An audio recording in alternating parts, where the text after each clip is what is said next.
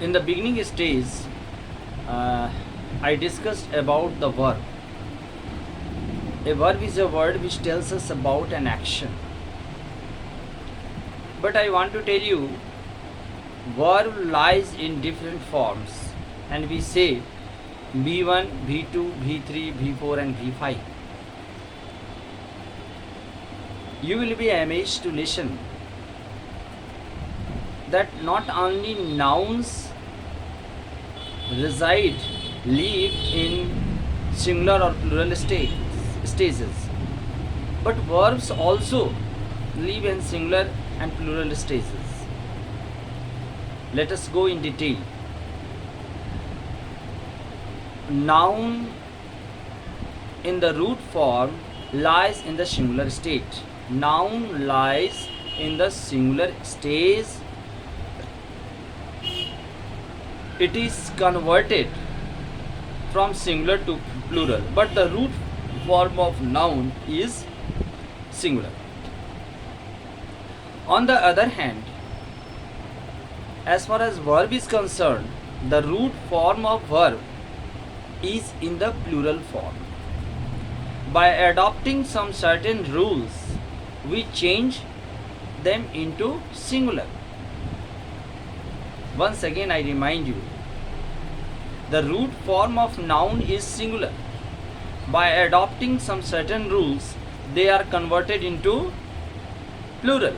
For example, dog, dogs, cat, cats, table, tables, teacher, teachers, and so on.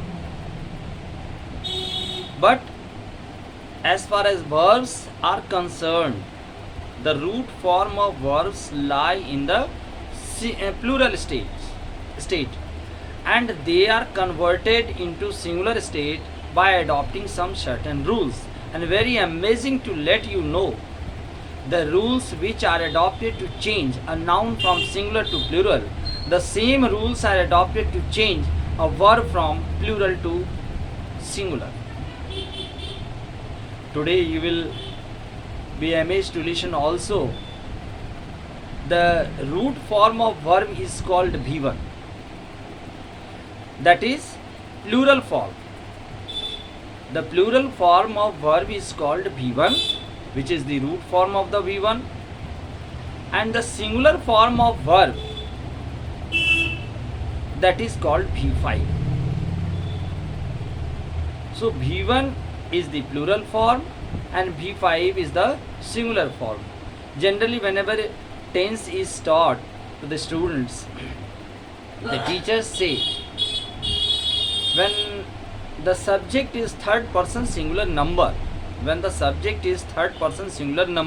in present indefinite tense, we use s or es. Suppose that he goes. But what is the reason? According to subject verb agreement, we know that singular verb carries singular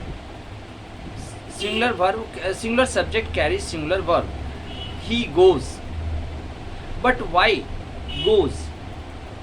Since singular form of go is goes. Go is the plural form. So we summarize in this way. When the subject is third person singular number in present indefinite tense, we use V5. It will be more appropriate to say instead of saying s or es, because there are some other rules also to change a verb from plural to singular. For example, try, tries, cry, cries. In this way we find several dissimilarities. So by including all the things, we can say that V5 is used when the subject is third person singular number. So just now I have discussed before you about V1 and V5. Once again I remind you, the rules which are adopted to change a noun from singular to plural, the same rules are adopted to change a verb from plural to singular. In